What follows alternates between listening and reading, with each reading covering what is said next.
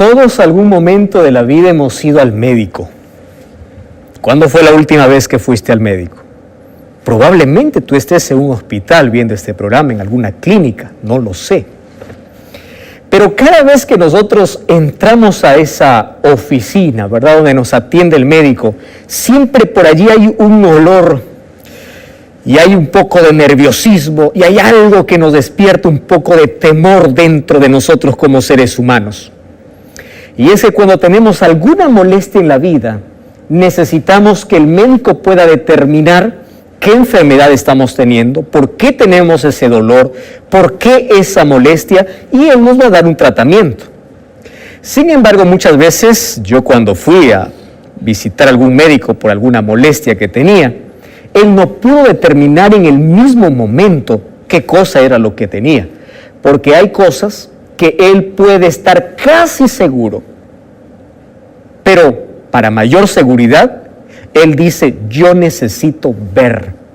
Qué interesante. Y para ello, la ciencia creó algunos instrumentos, gracias a Dios, para poder mirar lo que hay dentro de nuestro cuerpo. Por ejemplo, la tomografía, ¿verdad?, puede ver lo que hay dentro de nuestra cabeza, nuestro cerebro. La ecografía puede ver todo lo que hay dentro de nuestros órganos. Y es interesante que gracias a ello pueden determinar las enfermedades y el riesgo que nosotros tenemos. Radiografía puede ver parte de nuestros huesos. Rayos X, ¿verdad? Un examen así completo de cómo estamos por dentro.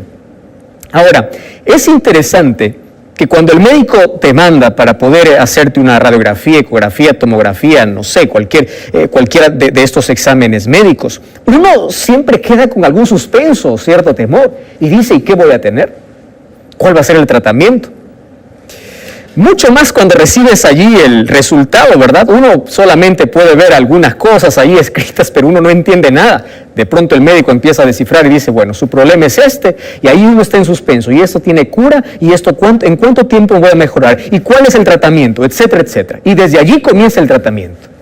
Pero muchas de las personas que hicieron uno de estos exámenes, el médico le dijo, lamentablemente, tú tienes pocos días de vida. Y eso sí que es terrible. ¿Tú te imaginas qué cosa es recibir un diagnóstico? Un diagnóstico que te diga que te vas a morir o que te estás muriendo. Yo creo que debe ser una de las cosas más duras que el ser humano enfrenta en la vida. Difícil saber de que tienes pocos días de vida. El médico te dijo. Gracias a Dios hay milagros de muchas personas que pueden contar de que a pesar de que el médico les dio un diagnóstico, ellos pueden seguir viviendo gracias a algún otro tratamiento.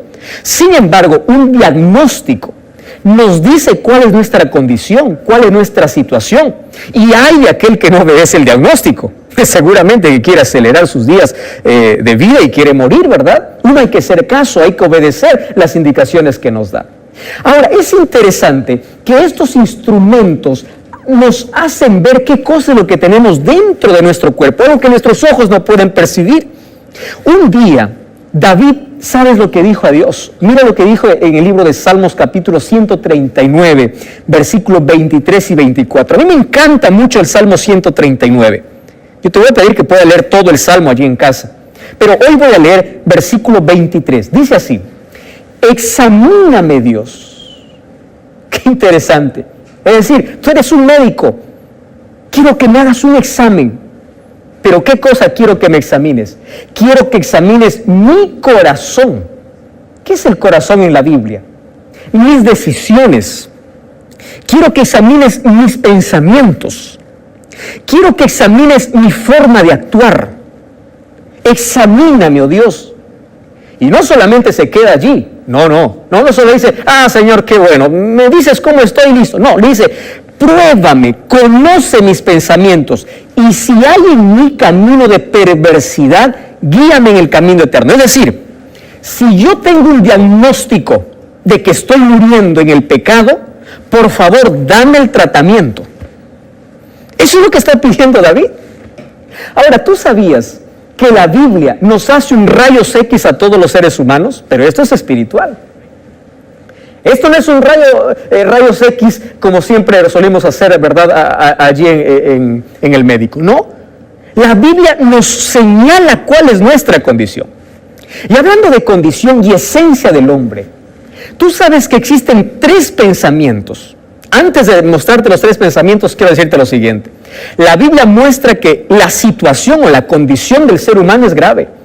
Y si no toma la medicina a tiempo, se va a morir. Y la única medicina para que el ser humano pueda vivir es Cristo. Cristo es la medicina para nuestros males, para nuestro corazón, para nuestro vacío, para nuestro problema de pecado. Ahora, solo que el ser humano, porque no quiere aceptar esta realidad, se niega a aceptar, ha inventado 3 teorías acerca de cómo es el ser humano, cuál es la esencia del ser humano. Y es interesante. La primera teoría dice, el ser humano es esencialmente bueno. Wow. ¿Sabes cómo piensan? Acá hay muchos teólogos liberales, muchos humanistas que dicen así. El ser humano, dentro de sí, es decir, en su interior, tiene muchas cosas totalmente buenas. Es decir, solamente necesita un empujoncito, una ayudadita, una motivación, alguna cosa y ellos son buenos. Wow. Es por eso que tú ya vas a encontrar muchas charlas de motivación, libros de autoayuda diciendo, el poder está dentro de ti. Nadie niega que hay un poder extraordinario en la voluntad y en la decisión, pero nadie puede por sí solo cambiar su situación. Y aquí muchos humanistas se levantan y dicen, no, el ser humano es esencialmente bueno, solo necesita de una ayuda, de una motivación. Entonces ahí nacen arenga, ¿verdad? Sí se puede, solo puedo. El cristiano no es que no dice no se puede, el cristiano es optimista, pero el cristiano es optimista aferrado a las promesas de Dios. Pablo decía, todo lo puedo.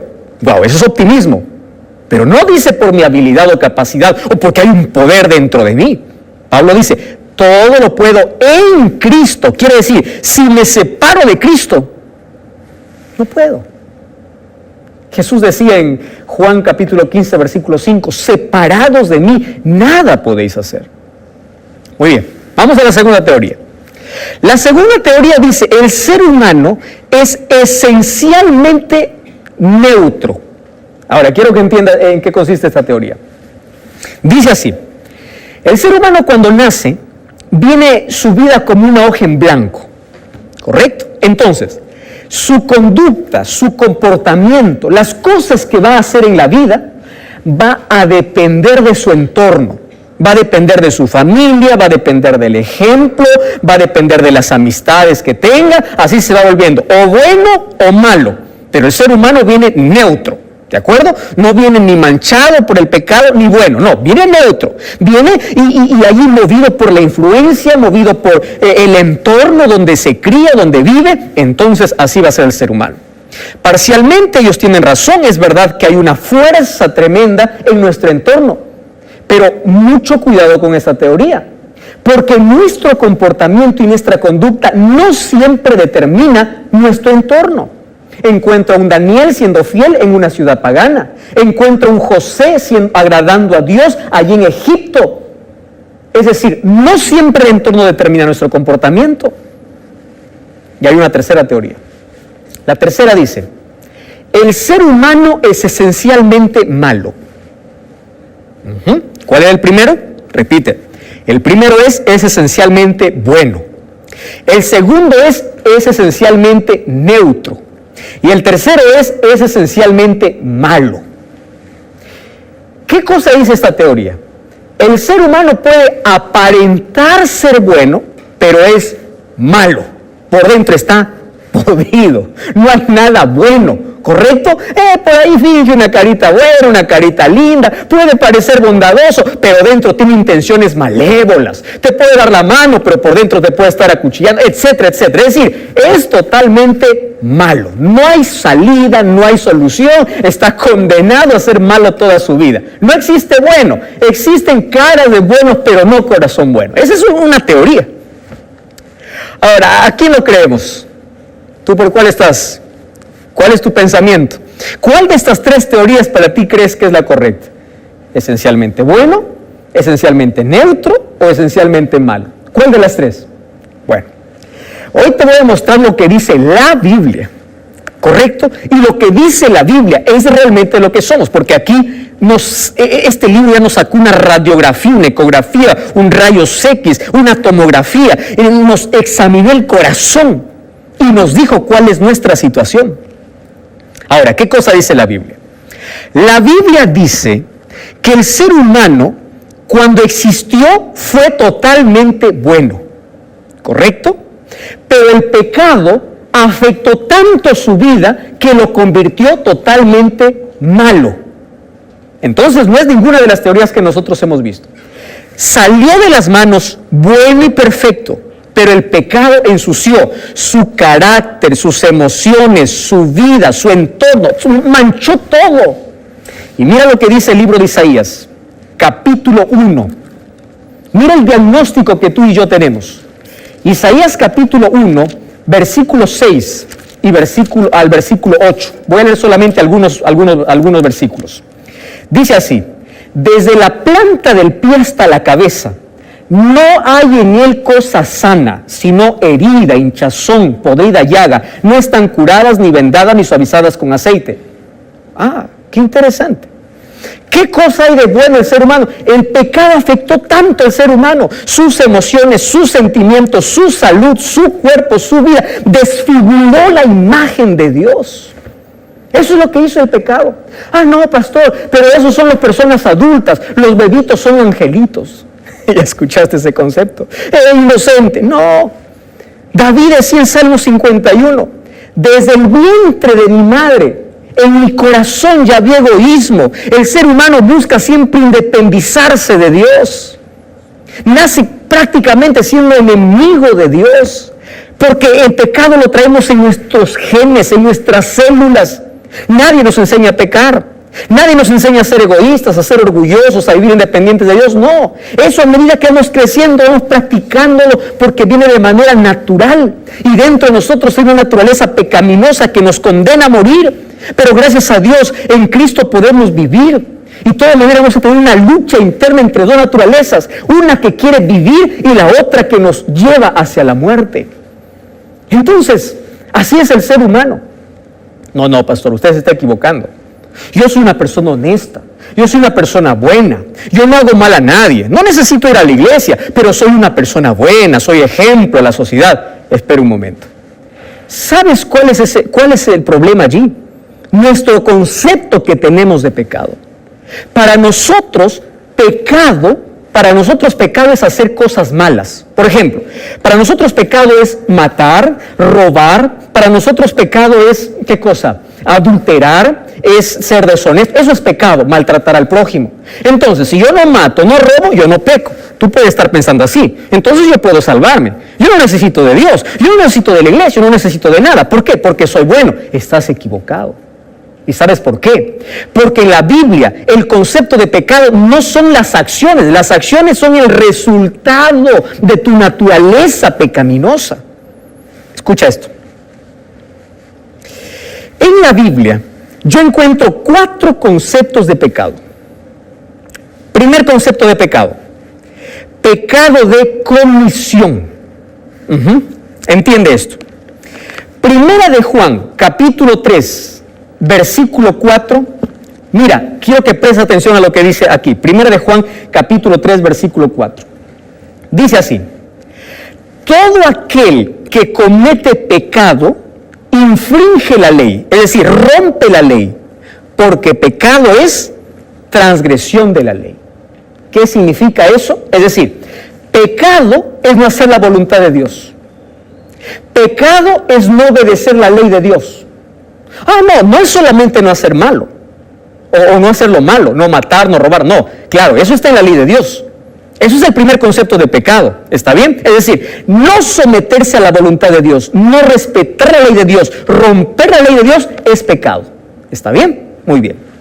Un segundo concepto de pecado. Mira lo que dice el libro de Santiago, capítulo 4, versículo 17. Recuerda que el primer tipo de pecado se llama pecado por comisión. Y mira lo que dice Santiago 5:17. Esto se llama pecado por omisión. No confundas, comisión por omisión. Dice así el libro de Santiago 5:17. El que sabe hacer lo bueno y no lo hace, comete pecado. Wow. ¿Sabe lo que está diciendo? Yo puedo estar sentado en la inactividad, sin hacer nada, y puedo estar pecando. Te voy a hacer una pregunta. ¿Entregar la vida a Jesús es bueno o es malo? Es bueno. Tú puedes ser aparentemente bueno, pero si no has entregado la vida a Jesús y sabes que es bueno y no lo haces, estás cometiendo pecado.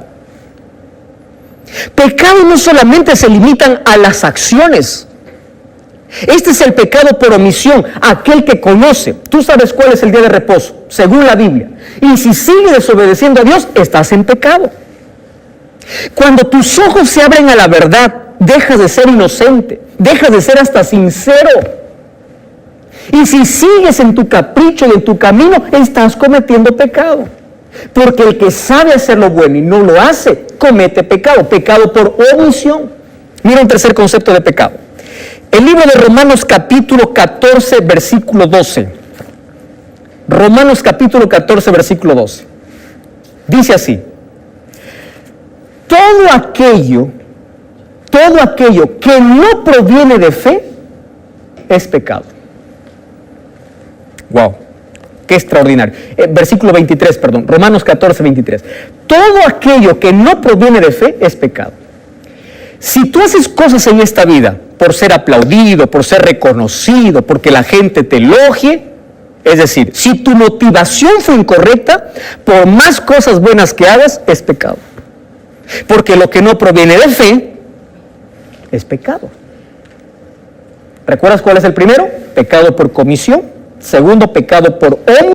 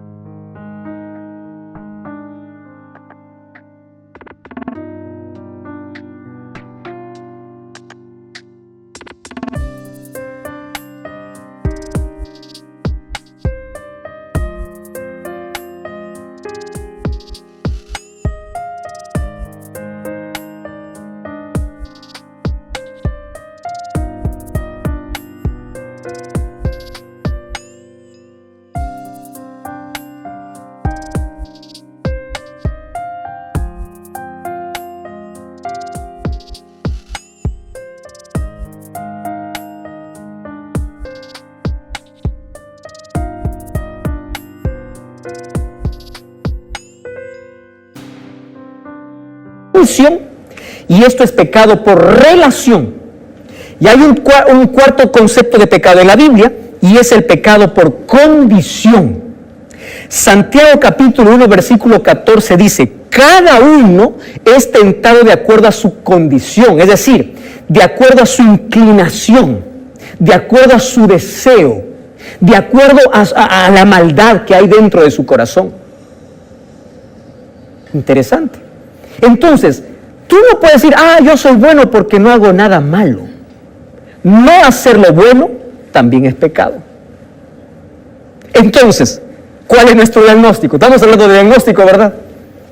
Estamos muertos. Romanos capítulo 6, versículo 23, ¿qué cosa dice? Porque la paga del pecado es muerte.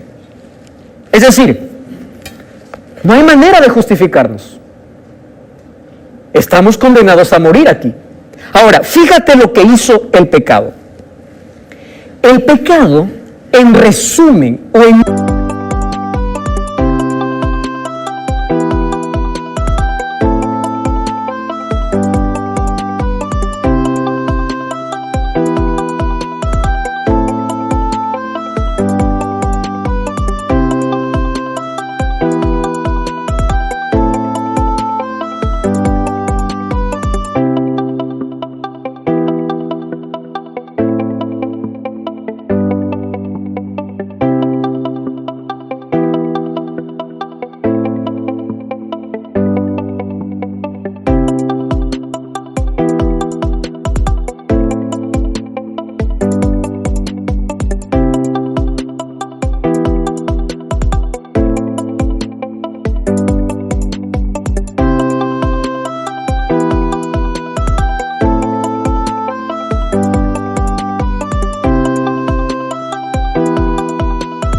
una sola palabra, ¿sabes qué cosa llegaría a ser?